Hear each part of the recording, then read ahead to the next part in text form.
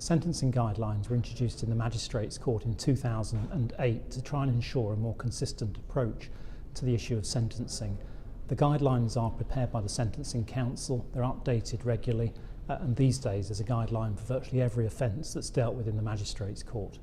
When using the guidelines, the starting point is for the magistrates or the district judge to decide which category within the specific guideline an offence falls into.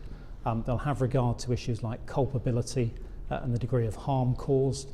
They'll then look at factors that might aggravate the situation and also factors that might mitigate the situation. Having done that, the court must then decide whether or not there are any factors they ought to take into account that would reduce a sentence, such as assistance to the authorities and perhaps most importantly, credit for a guilty plea being entered.